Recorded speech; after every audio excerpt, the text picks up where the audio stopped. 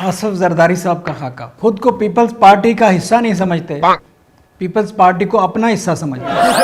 हुकूमत आसान और हुक्मरानी मुश्किल है और वो हुक्मरानी करते हैं, हुकूमत नहीं।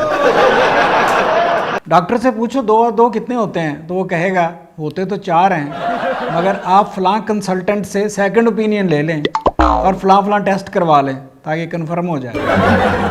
आसफ जरदारी से पूछो 2 और 2 कितने होते हैं तो कहेंगे आप कितने चाहते हैं। वो दोनों हाथ जेब में डालकर भी आप पर हाथ डाल सकते हैं। भट्टो उनकी पसंदीदा शख्सियत है, मगर कहते यूं हैं जैसे वो भट्टो की पसंदीदा शख्सियत हो। वो मफाहमत के बादशाह हैं। अगर जंगे अजीम दोम में हिटलर की जगह जर्मनी के चांसलर होते तो जंग करने की बजाय इत्तेहादियों से दोस्ती कर लेते, तो फिर इत्तेहादियों का वो हाल होता जो हिटलर का हुआ। जनरल ज़िया के ज़माने में भट्टो की जगह अगर आसफ जरदारी होते तो फांसी चढ़ने की बजाय ज़िया हुकूमत में वज़ीर आज़म होते और 3 माह में ज़िया उनके हाथों मुशर्रफ हो चुका होता। जवानी में घोड़ों की ट्रेडिंग और ट्रेनिंग का शौक़ था जो असम्बली में जाकर पूरा किया। उनके घोड़े अक्सर अव्वल आते हैं, ये खुद भी मर्दों में अव्वल आए और मर्दे अव्वल कहलाए। जवानी में ऐसी मूंछें थीं कि लोग कहते आसफ जरदारी, खुर्शीद शाह और गामा पहलवान की मूंछें मिला ली जाएं तो एक अच्छा खासा स्वेटर बन जाता। 18वीं तरमीम में सबको बराबरी के हकूक़ देने के लिए उन्होंने अपनी मूंछें भी नवाज शरीफ के बालों जितनी कर ली। पीडीएम हुकूमत में जरदारी साहब की मिसाल ऐसे ही थी जैसी शलवार में अज़ार बंद की। उनके बगैर ये हुकूमत एक दिन में गिर जाती। वो सब ऑप्शंस खुली रखते हैं। हमें तो लगता है वो चेक बुक पर भी कच्ची पेंसिल से दस्तखत करते हैं। देखने में टूथपेस्ट का इश्तिहार लगते हैं, दुश्मनों से मुस्कुराकर मिलते हैं और दोस्तों से मिलकर मुस्कुराते हैं। उन्हें सिंधी कल्चर बहुत पसंद है, इसीलिए उन्होंने सिंध को ज़्यादा तरक्की नहीं दी कि कहीं पाकिस्तान कदीम सिंधी कल्चर से महरूम ना हो जाए।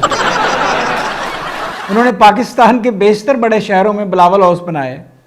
कुछ में इसलिए बनाए कि कभी वहाँ ठहरने को दिल चाह सकता है, कुछ में इसलिए बनाए कि कभी बंदे का ठहरने को दिल नहीं भी चाहता। आसफ जरदारी जिससे मिलते हैं ये नहीं पूछते क्या हाल है, यही पूछते हैं कारोबार कैसा चल रहा है। मोहतरमा बेनज़ीर भुट्टो साहबा से शादी में उनको जहेज़ में जो प्रॉपर्टी मिली उनमें मुल्क की हर बड़ी जेल थी।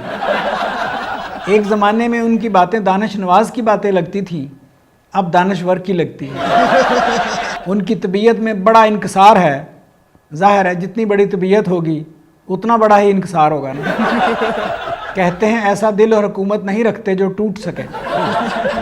इतना नैब से नहीं डरते जितना डॉक्टरों से डरते हैं, क्योंकि उन पर जितनी ज़्यादा पाबंदियाँ डॉक्टरों ने लगाई उतनी डिक्टेटरों ने नहीं लगाई।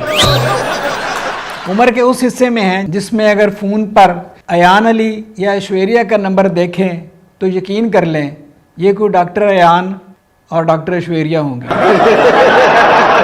आसफ जरदारी वो खामन थे जिन्हें बीवी की तकरीर सुनने के लिए देर से घर जाने की बजाय जल्दी असम्बली जाना पड़ता। आसफ जरदारी यारों के यार हैं। वो यारों के लिए अपनी जान दे सकते हैं लेकिन हुकूमत सिंध नहीं दे सकती। और यार भी कहते हैं ये जब तक जिंदा हैं हम इन्हें मरने नहीं देंगे। पीपल्स पार्टी की सियासत का सफ़र एक लफ्ज़ में बयान करना हो तो वो ये है, ये ZA से शुरू हुई और AZ तक पहुंची।